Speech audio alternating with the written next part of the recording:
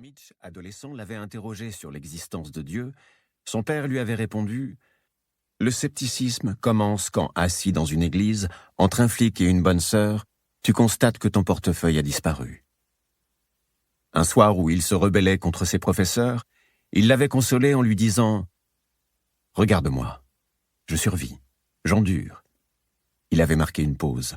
« Je garde le contrôle de la situation. » Et tel un remède infaillible aux inquiétudes de sa femme quant aux fins de mois, il répétait « Ne te fais pas de bile, veux-tu, tout se passera bien. » À l'imprimerie, comme dans leur quartier, les gens considéraient avec amusement, étonnement et parfois suspicion la façon de parler de son père.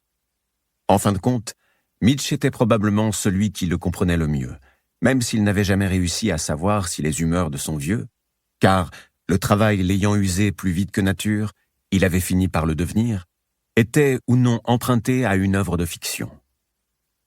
3 semaines après l'accident fatal, sa mère avait revendu le pavillon familial et s'était installée au bord de la mer.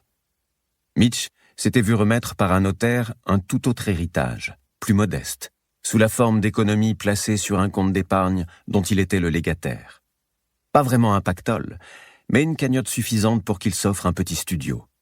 Et à son père, une sépulture plus belle que le rectangle de pelouse sous lequel il reposait. Mitch avait dépensé jusqu'à son dernier sou pour lui construire un temple qui le rendrait éternel. Une jolie librairie, située à 2 pas de la gare. Ce n'était pas par hasard qu'il avait choisi ce local, les trains de banlieue ayant consumé une grande partie de l'existence de son père. 2 heures le matin, autant le soir, qu'il consacrait entièrement à la lecture, ratant même parfois son arrêt. Des milliers d'aubes et de crépuscules avalés à travers la vitre, assis sur une banquette, loin du confort d'un fauteuil de salon. Mais, comme il se plaisait à le répéter, « Avec moi, les livres voyagent ». Une citation dont Mitch n'avait pas encore identifié l'auteur. En cette soirée de printemps où le ciel bleu avait grignoté les nuages, Mitch avala d'un trait le gin qu'il s'était servi. L'alcool le fit tousser. Il n'avait aucun penchant pour la boisson, et ne buvait que pour nettoyer sa gorge des impuretés ingurgitées au cours d'un grand ménage.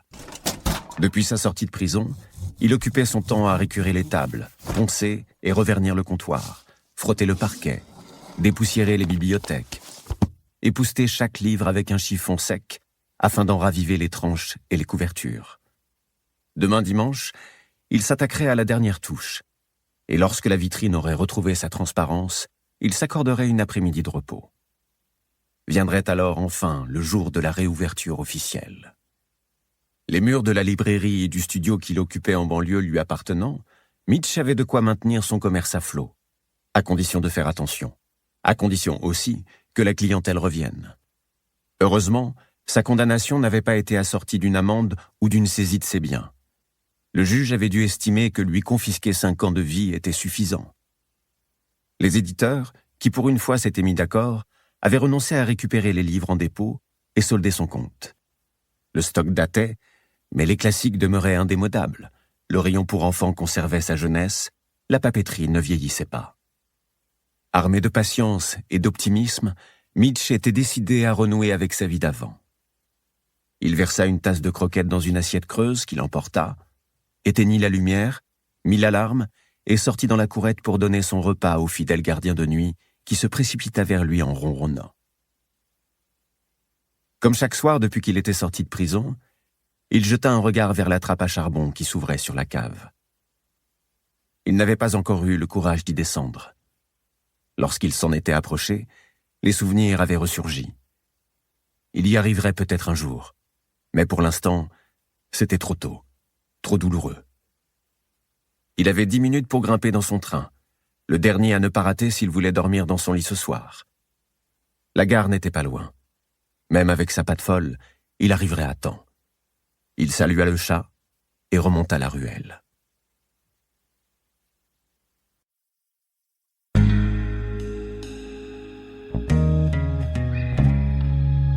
Chapitre 2. HB 1467. 5 ans et demi plus tôt. Quelqu'un s'était introduit dans la remise, il en était certain. Mais dans quel but? Pour continuer à écouter ce livre audio gratuitement, cliquez sur le lien dans la description et vous pourrez l'écouter en entier sans frais grâce à l'essai de 30 jours d'Audible.